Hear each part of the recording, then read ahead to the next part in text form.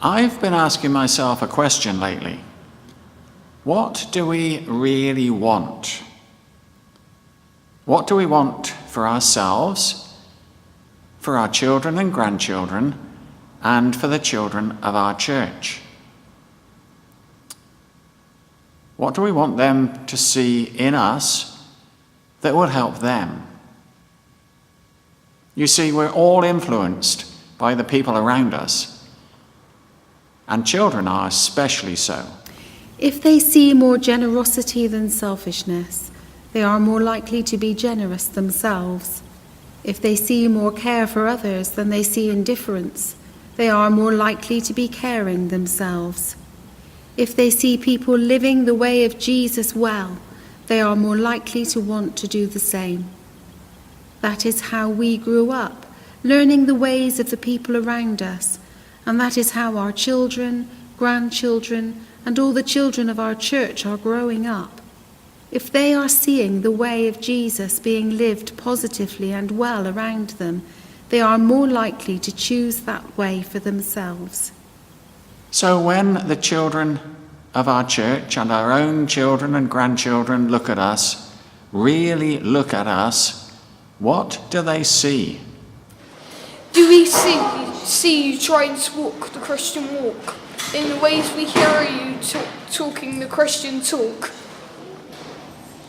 What can we see in you that show us you are trying to live your lives, trusting God's love in Jesus? If we actually see you look pretty much the same as we see in everyone else around us, what does it say to us? In a time when the dominant values of our culture seem to revolve more and more around money, success, and fame, can they see that we are aiming for a different sort of life? A life grounded in the presence and purpose of God in our lives. For myself, I never wanted to spend my life driven by the compulsion to earn more, to have more, to defend my space, my possessions, my money. I haven't ever lived like that.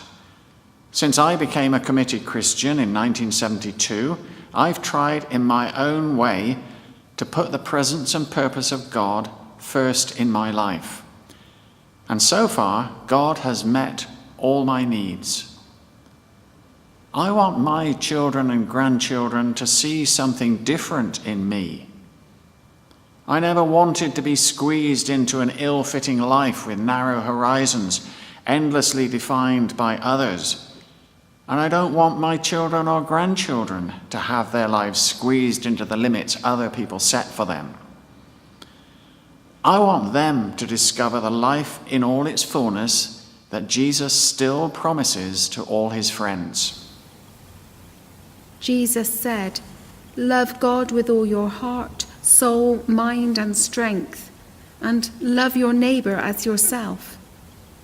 He said, "Learn to forgive others because you never forget how much God has already forgiven you." He said, "Give and more will be given to you." He said, "Seek God's presence and purpose before everything else, and all you need will come to you." He said, "I am come that they may have life, life in all its fullness." That is a way of living to which we can give our heart and soul, and many of us do. My prayer is that we are learning to do that well enough so that one day our children and grandchildren will come to know and love Jesus too. And if we really believe what Jesus said, we will stop at nothing to share his life and teachings with the children of our church and with our own children and grandchildren, whatever age they are. If you will do that and live it out before our eyes, you will show us how important it is to you, and that will show us how important it is to us. To succeed in such a purpose, we will need to work together to build a Christian community of strong and loving families that is open to all, whoever they are and whatever their circumstances. It means we will strive to build a community where all are welcome and all can find healing and refreshment for the soul. It means we will build a community of people committed to the cause of justice in our world, even if sometimes it costs us all we have to give. What greater purpose could there be than to partner with others, to set at liberty the oppressed, and to give hope to the poorest, whether in Bristol or the 2/3 world? This means we will commit to such things and never give up until we succeed in becoming such a shining beacon of light and hope in this community that everyone knows we are here for them and not just for ourselves. If we want to give our children and grandchildren the best example, we will strive tirelessly together to achieve these things, and we will not give up. We will never give up until we have built this kind of community for them to share with us. If you do those things, you'll be helping us learn to trust in God's love in Jesus for ourselves. If they see more generosity than selfishness in us, they are more likely to be generous themselves.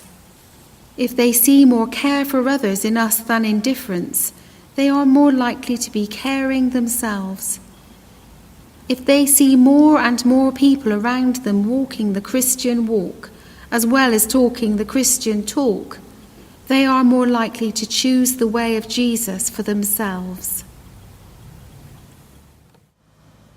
That is my heart's desire.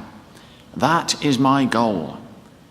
That is what I want for your children and grandchildren and mine. And that is what I want for all the children of our church. What do you want?